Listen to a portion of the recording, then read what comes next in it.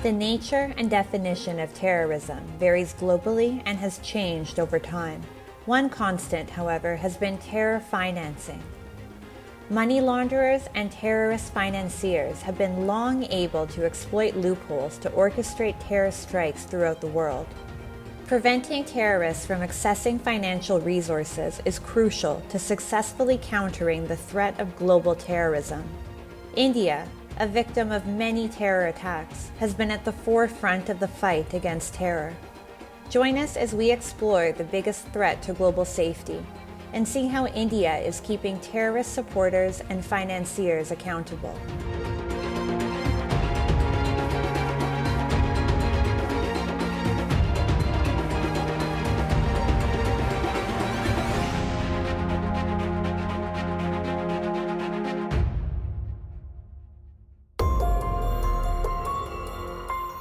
The threat of terrorism has grown over the past few decades. India, unfortunately, has been a victim to many attacks and has experienced a serious loss of life and property in senseless violent explosions. New Delhi, alongside like-minded partners, remains committed to highlighting the threats that terrorism poses to global security. India recently hosted the No Money for Terror conference in New Delhi.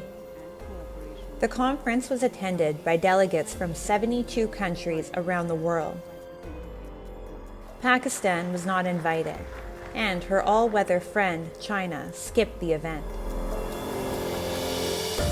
At the conference, Prime Minister Narendra Modi called for penalizing those countries who support terrorism as part of their foreign policy. This was seen by many as an indirect reference to Pakistan. It is well known that terrorist organizations get money through several sources.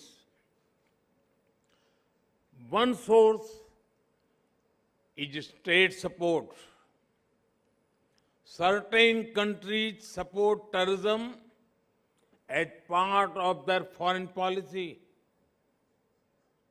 They offer political, ideological, and financial support to them. Extremist groups continue to exploit violence-prone areas for safe havens. Recent attacks and disruptions in South Asia have highlighted the dynamic nature of the challenge of combating terrorism. Pakistan has often been accused of sponsoring and supporting terrorism, from financing to allowing some of the world's most wanted terrorists to hide within their territory. Pakistan's Prime Minister, Shehbaz Sharif, has also acknowledged that terrorism remains one of the foremost problems faced by his country. However, Shehbaz Sharif failed to admit that combating terrorism will require his government to impose stricter legislation against money laundering and terror financing. Moreover, this double-speak by Shehbaz Sharif is ironic, when his country still shields some of the most wanted terrorists in the world, Dawood Ibrahim and Hafiz Saeed being a few examples. Terrorism is sustained by finances generated from money laundering, drug trafficking, and donations from extremist religious groups. India has urged the international community to take action against terror financing. India, along with like-minded partners, will remain committed and energetic to highlight the existential threats that terrorism poses to global security and stability. India reaffirms its commitment to strengthen international efforts to combat terrorism and terror financing. 4 years after Pakistan was initially placed on the grey list by the Financial Action Task Force, it was recently removed from the list of countries under increased monitoring.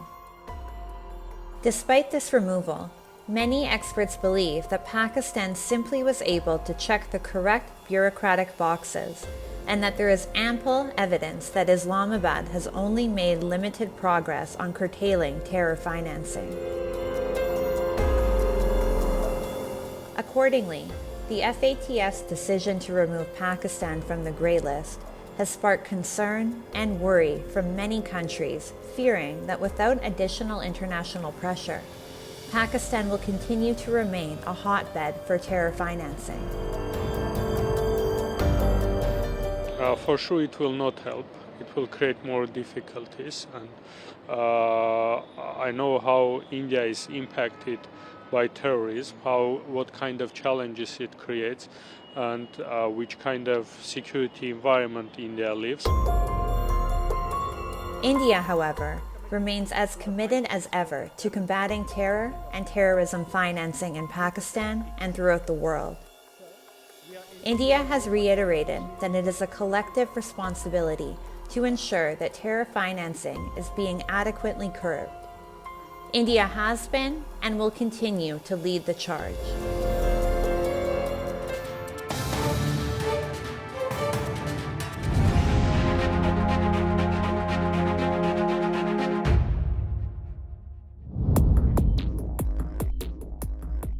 Canada is reeling over Beijing's alleged spying and foreign interference in Canadian elections.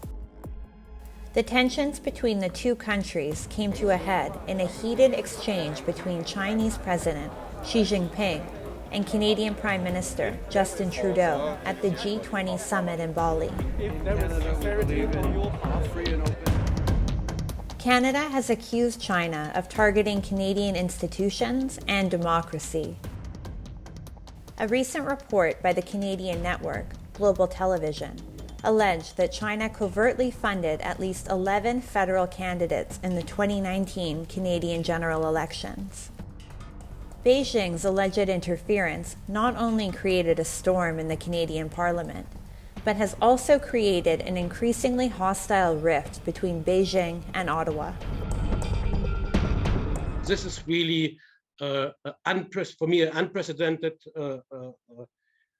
situation from the Chinese side. So I look rather grim in regarding the future. That I think we must expect more of such kind of statements. China, under President Xi Jinping's leadership, has been accused of meddling in the affairs of foreign countries across the world. According to the American think tank, Council on Foreign Relations, China also appears to be increasingly interfering in U.S. elections through intensive lobbying, control of foreign media outlets, and sophisticated disinformation campaigns. A report filed to the Justice Department under the U.S. Foreign Agents Registration Act indicates that China has spent $280 million USD over the last 6 years to influence U.S. politics, more than any other foreign country. Beijing has spent years developing strategies to influence politics and elections throughout the Pacific Rim, and the trend seems to be growing. In Australia, for example, Beijing-linked donors directly paid prominent politicians in an attempt to steer Australian foreign policy more favorably toward China. China has also supported pro-Beijing businessmen and women to take over control of the majority of local Chinese language media in New Zealand, Taiwan, and parts of Southeast Asia. China has a policy called gray zone warfare, in which information and disinformation are a key and important part, and this is played around the world. In that, having greater influence over the media organs of those countries, target countries, whether in the West or in Australia or any other country, India also included in that, so that the favorable communication comes out of these and looks as if it is genuine.